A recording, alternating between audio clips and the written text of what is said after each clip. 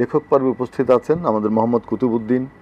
তার একটা ছড়ার বই আমার হাতে আছে, সেই বইটির নাম হচ্ছে খুকুর ডাকে ভোর হয়। আমরা এর সঙ্গে যুক্ত করতে পারি কাজী নজরুল ইসলামের সেই কবিতা, ভোর হলো দোর খোলো খুকুমনি ওঠরে, ওই ডাকে জুই শাকে ফুল খুকু ছোটরে। আচ্ছা মোহাম্মদ কুতুবউদ্দিন, আপনি একজন লেখক, ছড়াকার, শিশু সাহিত্যিক, আপনি বলেন যে নজরুল আপনাকে কিভাবে প্রভাবিত করে? আমি নজরুল আমার পুরো জীবনের প্রতিটি অংশে আমাকে প্রভাবিত করে, আমার চিন্তায়, আমার দর্শনে, আমার পরিকল্পনায়, আমার লেখা, সব কিছুতেই, সব কিছু মিলে নজরুলের প্রতিটি অনুষঙ্গ আমার জীবনের মধ্যে ভর করে।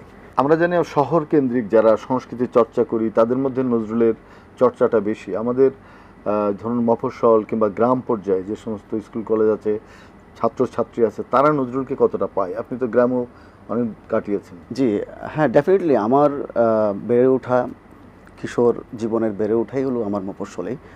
আমি তো বলবো যে মফস্বলেও সমানভাবেই নজরুলকে প্র্যাকটিস হচ্ছে, নজরুলকে নজরুলের সৃষ্টি চর্চা সব কিছুই আমি মনে করি মফস্বলে সেটি আরও বেশি প্রভাবান্বিত হয়তো বা যদি আপনারা ই করেন। আমাদের জাতীয় জীবনে নজরুলের যে প্রভাব, আপনি ধরুন যে সব সংগ্রাম এবং বিপ্লবে আমরা নজরুলকে পাই, আপনাদের এই প্রজন্ম নজরুলকে কোন আন্দোলনের সঙ্গে পেয়েছে? আমার জীবনের প্রতিটি আন্দোলনে আমি নজরুলকে পেয়েছি। আর আপনি যদি একটু আমরা পেছনে যাই, আমাদের প্রেক্ষাপটে, বাংলাদেশের প্রেক্ষাপটে 47, 48, 52, 71, এরপর যদি বলি জুলাই তো আমাদের হাতে গড়া, এবং নজরুলকে সেখানে আমরা আমাদের প্রজন্ম সঠিকভাবে আমরা চিনতে পেরেছি, এবং নজরুলকে দিয়েই মূলত জুলাইয়ের অভ্যুত্থান সংগঠিত হয়েছে বলে আমি বিশ্বাস করি। নজরুলের কোন কবিতাটি আপনার সবচেয়ে প্রভাবিত করে? অনেক কবিতা। আমি যদি বলবো যে বলবীর বল উন্নত মম শির, শির নিহারি আমারি নত শির, ওই শিখর হিমাদ্রির। এই কবিতাটা কোনো বাঙালি, শিক্ষিত বাঙালি জানে না এরকম কিন্তু খুব কম। এই জন্য আপনার গ্রন্থের সংখ্যা কত? আমার 5টি গ্রন্থ প্রকাশিত হয়েছে। 5টি গ্রন্থ। আপনি সবচেয়ে বেশি কি শিশুতোষ ছড়া লিখে আনন্দ পান, না কবিতা লিখে, নাকি গল্প প্রবন্ধ লিখে? আমার সহজাত লেখা কবিতা ভাবনা জুড়ে। আর শিশুতোষ যেহেতু এই জুলাইকে যারা নির্মাণ করেছে তারা একসময় শিশু ছিল, তো এই শিশুরা আগামী জুলাই আবার বিনির্মাণ করবে। সেই বিনির্মাণের জন্যই আমি চিন্তা করি যে আমাদের প্রথমেই শিশুদের মন মগজে এমন কিছু কন্টেন্ট, এমন কিছু অনুষঙ্গ আমরা দেব যাতে করে আমরা এভাবেই আমরা দেখতে পাই পরবর্তী প্রজন্মকে। সেই চিন্তা যে কোনো অন্যায় অত্যাচার রুখে দাঁড়াবে এবং প্রয়োজনে তারা নজরুলকে তাদের চেতনায় ধারণ করবে। ঠিক আছে, সেটা খুব ভালো কথা। এখন কথা হচ্ছে যে শুধুই কি আপনি দ্রোহ, শুধুই কি সমাজ পরিবর্তনের জন্য দায়বদ্ধতা নিয়ে লেখেন, না কিছু ধরেন একটু শিল্পের জন্য শিল্প যেটা আমরা বলি, সেটা কি আপনি বিশ্বাস করেন? ডেফিনেটলি সেটি তো আমি বিশ্বাস করি। প্লাস জীবনের জন্য লিখতে হবে, দায়বদ্ধতার জন্য প্রথমে দায়বদ্ধতায় কাজ করে ডেফিনেটলি। কারণ আমাদের লেখা, আমি সবসময় প্রাসঙ্গিক এবং সমকালীন লেখা চিন্তা দর্শন করতে চেষ্টা করি, এবং আমার লেখার বেশিরভাগ অংশ জুড়েই হলো সবসময় প্রাসঙ্গিক। ধরেন একজন লেখক, সে লিখছে, তার প্রকাশের অনেক ব্যগ্রতা আছে। আমাদের দেশে একজন লেখকের আত্মপ্রকাশের সুযোগ কতটা?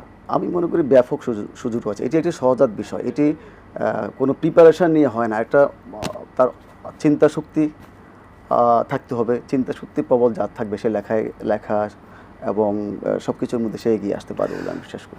একজন লেখক হিসেবে কি স্বপ্ন দেখেন, ছোট্ট করে বলবেন? আমি স্বপ্ন দেখি একটি সুন্দর বাংলাদেশ বিনির্মাণ হবে, আর সেখানে লেখকের ভূমিকাই থাকবে বলে। আপনার একটা লেখা শুনি। কবিতার নাম শ্রমিকের রক্ত ঘাম। ভোরের সূরজ রাতের আধার সরিয়ে শ্রমিকের পদধূলিতে জানায় অভিবাদন, মেখে দেয় আলোর প্রদীপ। প্রভাতের গোলাপ কুয়াশার আস্তর বিদীর্ণ করে ফোটে পবিত্র গ্রাণ ছড়িয়ে দেয় শ্রমিকের যাত্রাপথে।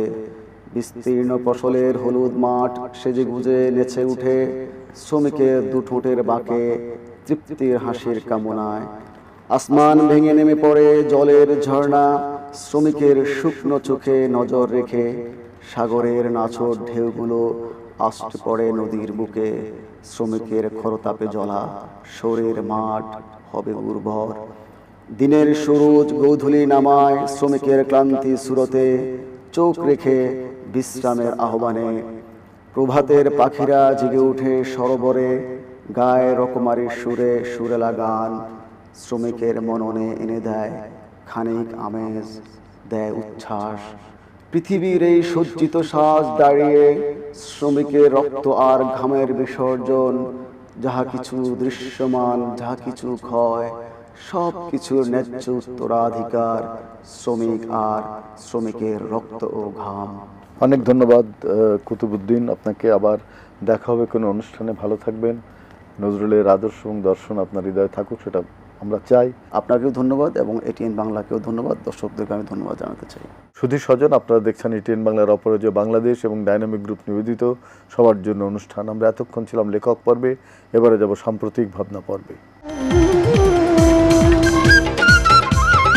এই পর্বে উপস্থিত আছেন আমাদের দেশের প্রখ্যাত নারী নেত্রী, কবি, লেখক, গবেষক, অপরাজেয় বাংলাদেশের সম্মানিত নির্বাহী পরিচালক ডক্টর ওয়াহিদা বানু। কথা বলছি তার সঙ্গে। কেমন আছেন? আলহামদুলিল্লাহ, ভালো আছি। আমরা জানি যে সাম্প্রতিক সময়ে অনেক আমাদের জন্য ভালো সংবাদ যেরকম আছে, খারাপ সংবাদও আছে। তার মধ্যে ভালো সংবাদ আমরা একটা পেতে চাই, যদি আমাদের আগামী বাজেটে শিশু ও নারী সেফটিনেট চিন্তা করে যদি বাজেটটি প্রণয়ন করা যায় এবং সেখানে যদি বাড়ানো যায় বাজেট, তাহলে সম্ভবত আমাদের শিশু এবং নারীদের সুরক্ষাটা আমরা দেখতে পাবো। এই বিষয়ে আপনার কথা আমরা একটু শুনতে চাই। ধন্যবাদ আপনাকে। আপনিও জানেন, আমিও দেখেছি যে বিগত অধিবেশনে, যদিও এটা বাজেট অধিবেশন ছিল না, কিন্তু আমাদের মাননীয় প্রধানমন্ত্রীর একটা বক্তব্য ছিল। উনি বলেছিলেন যে আমরা টোটাল বাজেটের 5% এডুকেশন পারপাসে আমরা খরচ করব। কেন করব? ইংল্যান্ডে থাকাকালীন সময় উনি যেটা দেখে আসছেন যে ইংল্যান্ডের প্রাইমারি স্কুল বা বড় বড় স্কুলগুলোতে শিশুদের জন্য কিডস আছে, ইউনিফর্ম আছে, বই আছে, ব্যাগ আছে। তো উনি যেটা বলছিলেন খুব সুন্দর করে, যে ইংল্যান্ড যদি এটা করতে পারে, অন্যান্য দেশ যদি করতে পারে, হোয়াই নট ইন বাংলাদেশ? আমরা বাংলাদেশ এটা করতে পারবো না কেন? সো আপনি চিন্তা করে দেখেন, যদি সরকার থেকে দেওয়া হয়, ওনারা বলছেন ধাপে ধাপে এটা আমরা করব, যে শিশুদের জন্য বই দেওয়া হলো, কিডস দেওয়া হলো, ইউনিফর্ম দেওয়া হলো, হাজার হাজার শিশু যাবে, স্কুল থেকে আসবে। এই দৃশ্যটা আপনি জাস্ট চোখ বন্ধ করে কল্পনা করেন যে কি একটা অভাবিত দৃশ্য। মনে হবে যে আমাদের চারিদিকে শত শত ফুল ফুটে আছে। তো এই অনুভূতিটা আমরা পেতে চাই, কেননা বাংলাদেশের তাবৎ মানুষের জন্য এটা কিন্তু একটা বড় খোরাক হবে, মনের খোরাক হবে, যে আমাদের আগামী প্রজন্মকে আমরা এখন থেকে তৈরি করছি। এই স্বস্তির নিঃশ্বাসটা আমি মনে করি বাংলাদেশের সবাই ফেলতে পারবে। কিন্তু আমি যেটা ব্যক্তিগতভাবে মনে করি যে টোটাল বাজেটের 5% আসলে খুব কম। কেননা এডুকেশন খাতে আমাদের যখন কোভিড হলো, যে ক্ষতিটা হয়ে গেল, এই সুবিধাবঞ্চিত শিশু, পথশিশু, বস্তিবাসী শিশু, আমরা সমস্ত ক্যাটাগরির কথা বলি, যারা হার্ড টু রিচ এরিয়াতে আছে, পাহাড়ি বাচ্চা আছে, তারপর আপনি চর এলাকায় আছে, সেই শিশুদেরকে কিন্তু সবাইকে আমরা সমানভাবে সাপোর্ট দিতে পারিনি, সহযোগিতা করতে পারিনি। যখন আমরা 2024-এর কথা বলছি, যখন বৈষম্য বিরোধী একটা অভ্যুত্থান হলো, এবং এখন কিন্তু আমরা প্রত্যেকটা ইস্যুতেই যেন আমরা সচেতন হয়ে গেছি যে আমরা বৈষম্যটাকে কত কমিয়ে আনতে পারি, সেই চেষ্টাটা আমরা করব। তো সেই জায়গা থেকে আমার মনে হয় যে টোটাল বাজেটে যদি 10% এডুকেশনের জন্য বরাদ্দ করা হয় এবং ধাপে ধাপেই প্রাইমারি স্কুল, তারপর সেকেন্ডারি স্কুলগুলোতে যদি এই সাপোর্টটা দেওয়া হয়, তাহলে আমার মনে হয় খুবই ভালো একটা উদ্যোগ হবে এবং এটা বাস্তবায়ন করা সম্ভব বাংলাদেশে। বাট পাশাপাশি আমি বলবো যে আসলে স্কুলের ড্রেস এবং বুকস ইজ নট এনাফ। কেননা অন্যান্য দেশের কথাও যদি আমরা বলি, সেখানে দেখা যায় কি, যখন একজন টিচারকে তারা নিয়োগ দেয়, নিয়োগ দেওয়ার পরে মিনিমাম 6 মাস তার একটা ট্রেনিং কোর্স করানো হয়। Either it is maths or English or social science or Bangla, it doesn't matter, যে কোনো সাবজেক্ট হোক, সাবজেক্টের টিচার হলেও হবে, প্রধান শিক্ষক হলেও হবে, প্রিন্সিপাল হলেও হবে। কিন্তু আমরা যদি আমাদের দেশের রিক্রুটমেন্ট প্রসেসের দিকে তাকাই, আপনার কোয়ালিফিকেশন যাই থাক না কেন, আপনি যদি অ্যাপ্লাই করেন, যদি জুরি কর্তৃপক্ষ আপনাকে নিয়ে নেয়, আপনি টিচার হয়ে গেলেন, পরদিন আপনি যে জয়েন করলেন। তারপরে গভর্নমেন্টের একটা প্রসেস আছে, পিটিআই যেটাকে বলা হয়, ওটাতে কিন্তু সবাই একদম লাগাতার যে যাচ্ছে সেটা সবাই যেতে পারে না। বিশেষ কিছু শিক্ষককে তখন ওই সহযোগিতাটা দেওয়া হয়। তো আমি বলছি যে আসলে quantity is one thing, but quality is very important. So quality এডুকেশনের উপরে আমাদের অনেক বেশি গুরুত্ব দিতে হবে। পৃথিবীর শ্রেষ্ঠ শ্রেষ্ঠ দেশগুলোর থেকে আমাদের গণিতিকদের আনতে হবে, সায়েন্টিস্টদের আনতে হবে, বাঙালি ভাষাভাষীদের জন্য কিভাবে শিক্ষা দিলে আমাদের শিশুদের অন্তরে সাহিত্য, সৃজনশীল কর্ম গ্রথিত হয়ে যাবে, সেগুলোর উপরে কিন্তু গুরুত্ব দিতে হবে। না হলে আমাদের প্রজন্মকে আমরা যেটা দেখতে চাই, তারা ফিউচার বাংলাদেশ, ভবিষ্যৎ বাংলাদেশকে সমৃদ্ধ বাংলাদেশে তৈরি করবে, তারা উৎপাদনক্ষম নাগরিক হবে এবং তারাই আসলে ভবিষ্যৎটাকে আমাদের টেনে নিয়ে যাবে। এবং এই জায়গাটা কিন্তু তৈরি করে দেওয়া আমাদের দায়িত্ব। এবং বিশেষ করে রাষ্ট্র ক্ষমতায় যারা থাকেন তারাই অভিভাবক এবং তাদের এটা দায়িত্ব। আপনি দেখেছেন যে আমরা শিশুদের ভাগ্য উন্নয়নের কথা বলছি, নারীদের, কিন্তু সাম্প্রতিককালে শিশুদের হামে যে মানে অকাল প্রয়াণ হচ্ছে, সেটা অনেকে বলছেন যে বিগত যে সরকার ছিলেন তারা হামের টেকাটা দেননি এবং তার ফলে এই যে প্রাদুর্ভাব দেখা দিয়েছে। তো এর জন্য আমাদের এখন কি করণীয়? এটা খুব দুঃখজনক। এটা প্রতিদিন আমাদেরকে ভাবায়, আমরা যারা শিশুদের নিয়ে কাজ করি। কেননা আমাদের ডে কেয়ারগুলোতে কিন্তু 1 বছরের শিশুরা থাকে, অনেক সময় আরও 6 মাসের শিশু আমাদের থাকে। তো সেদিক থেকে বাংলাদেশে টিকাদান যে কর্মসূচি ইপিআই ছিল, সেখানে আমাদের হাইয়েস্ট গুরুত্ব আমরা দেই, কারণ একটা শিশুরও যেন টিকা কখনো বন্ধ না হয়। এবং মানে আল্লাহকে অশেষ ধন্যবাদ, আমাদের কোনো শিশু এই হামে আক্রান্ত হয়নি অথবা তাদেরকে হসপিটালে নিতে হয়নি। আমরা একটা রেগুলার চেক আপ করি। অপরাজয় বাংলাদেশের সাথে যেসব শিশুরা আছেন অথবা মায়েরা শিশুদেরকে আমাদের ডে কেয়ারগুলো, আর্লি চাইল্ড কেয়ার সেন্টারগুলোতে রেখে যায়। কিন্তু এটা খুবই দুঃখজনক এবং খুবই কঠিন একটা সত্যের মুখোমুখি আমরা হয়েছি যে শিশুদেরকে আমাদের হারাতে হয়েছে। আমরা আগের প্রোগ্রামটাতে আমার মনে আছে তখন 130 জন শিশু মারা গেল, কিন্তু আজ পর্যন্ত সম্ভবত 440 জন শিশু মারা গেল। তো তখন আমি এই কথা বলেছি যে আসলে কার কতটা দায় আছে, সেই দায়ভার, এটা আমি বলবো যে নিজের দায়ভারটা নিজেকে স্বীকার করতে হবে এবং নিজের বিবেককে নিজের প্রশ্নের উত্তরটা দিতে হবে। বাট সব কিছু যদি আমি উবে দেই যে ঠিক আছে আমরা ওদিকে তাকাবো না, আমরা কি তাকাবো, what is in the present, এখন আমাদের সামনে কি আছে, সেদিক থেকে আমি বলবো যে এটা কিন্তু সরকারের দায়িত্ব। আমরা সবসময় শেষে আপনার স্বপ্নের কথা শুনি। আমি মনে করি স্বপ্নটা আসলে এটার সাথে খুবই সম্পৃক্ততা আছে এই কথার সাথে, যে দেখেন বাংলাদেশে আমরা ইন্টারিম গভর্নমেন্টের সময় ওরা মহিলা ও শিশু বিষয়ক মন্ত্রণালয়ের নাম চেঞ্জ করে নারী ও শিশু বিষয়ক মন্ত্রণালয় করে দিল। এটাতে আমার কোনো আপত্তি নেই, নাম বদল করার সে করতেই পারে। হ্যাঁ, রাজনীতি অথবা দেশে এই সংস্কৃতিটা আমাদের আছে, এটাকে আমরা দেখেছি ছোটবেলা থেকেই।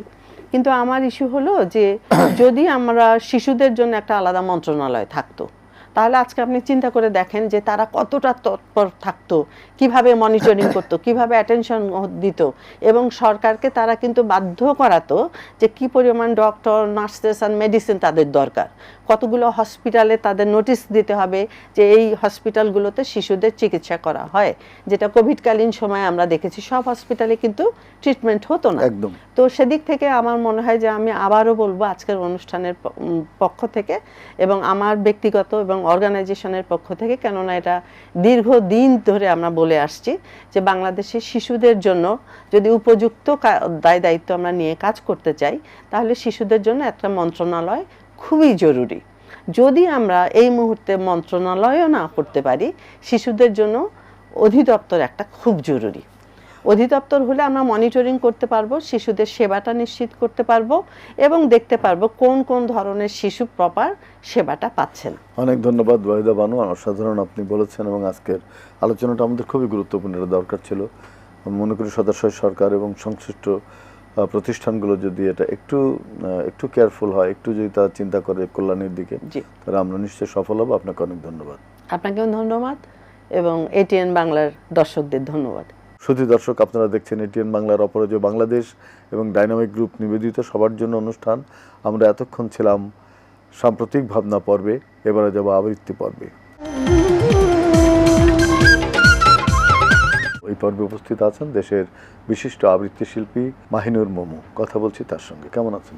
ভালো আছি, আপনি ভালো আছেন? ভালো আছি। আমরা জানি যে আমাদের দুই বিশ্বজয়ী কবি একজন রবীন্দ্রনাথ ঠাকুর, একজন নজরুল ইসলাম। রবীন্দ্রনাথ ঠাকুরের জন্মদিন গেছে আমাদের 25শে বৈশাখ, আর 11ই জ্যৈষ্ঠ নজরুলের। আমরা এখন একটা মধ্যবর্তী সময়ে আছি, তো এই সময় আমরা একটু রবীন্দ্রনাথকেও স্মরণ করে নিই। আপনি রবীন্দ্রনাথের একটি কবিতা পড়তে চান, কোন কবিতাটি পড়বেন? আমি পড়ছি রবীন্দ্রনাথ ঠাকুরের কৃপণ। কৃপণ কবিতা। রবীন্দ্রনাথ ঠাকুর কৃপণ ছিলেন না, কিন্তু কৃপণের স্বভাব তিনি জানতেন। শুনি আমরা। আমি ভিক্ষা করে ফিরতেছিলাম গ্রামের পথে পথে, তুমি তখন চলতেছিলে তোমার স্বর্ণরথে। অপূর্ব এক স্বপ্ন সম লাগতেছিল চক্ষে মম। কি বিচিত্র শোভা তোমার, কি বিচিত্র সাজ। আমি মনে ভাবতেছিলে এ কোন মহারাজ। আজি শুভক্ষণে রাত পোহালো, ভেবেছিলেন তবে আজ আমারে দাঁড়ে দাঁড়ে ফিরতে নাহি হবে। বাহির হতে নাহি হতে কাহারে দেখা পেলেন পথে। চলিতে রথ ধন ধান্য ছড়াবে দুই ধারে। মুঠা মুঠা কুড়িয়ে নেব, নেব ভারে ভারে। দেখি সহসা রথ থেমে গেল আমার কাছে এসে। আমার মুখ পানে চেয়ে নামলে তুমি হেসে। দেখে মুখের প্রসন্নতা জুড়িয়ে গেল সকল ব্যথা। হেন কালে কিসের লাগে তুমি অকস্মাৎ আমায় কিছু দাও গো বলে বাড়িয়ে দিলে হাত। মরি এ কি কথা রাজাধিরাজ, আমায় দাও গো কিছু। শুনে ক্ষণক কালের তরে রইনু মাথা নিচু। তোমার কি বা অভাব আছে ভিখারি ভিক্ষুকের কাছে? এ কেবল কৌতুকের বসে আমায় প্রবঞ্চনা। ঝুলি হতে দিলেন তুলে একটি ছোট কণা। যবে পাত্রখানি ঘরে এনে উজাড় করি একি, ভিক্ষা মাঝে একটি ছোট সোনার কণা দেখি। দিলেন যা রাজ ভিখারি রে, স্বর্ণ হয়ে এলো ফিরে। তখন কাঁদি চোখের জলে দুটি নয়ন ভরে। তোমায় কেন দিইনি আমার সকল শূন্য করে। বাহ! আমরা আমাদের সবকিছু দেওয়ার ক্ষেত্রে যে দ্বিধাত কাজ করে, সেই দ্বিধাকে অতিক্রমণের যে প্রচেষ্টা, সেটা রবীন্দ্রনাথ এই কবিতায় দেখিয়েছেন যে আমরা যদি উজাড় করে দিতে পারি, মন দিয়ে দিতে পারি, তাহলে কিন্তু তার সোনা হয়ে ফলতে পারে। অনেক ধন্যবাদ মাহিনুর মোম অসাধারণ আবৃত্তির জন্য। আপনাকে অসংখ্য ধন্যবাদ এবং এটিএন বাংলাকে ধন্যবাদ, এটিএন বাংলার দর্শকদের ধন্যবাদ। সুধী স্বজন, আপনারা দেখছেন এটিএন বাংলার অপরাজয় বাংলাদেশ এবং ডাইনামিক গ্রুপ নিবেদিত সবার জন্য অনুষ্ঠান। আমরা এতক্ষণ ছিলাম আবৃত্তি পর্বে, এবারে যাব নৃত্য পর্বে।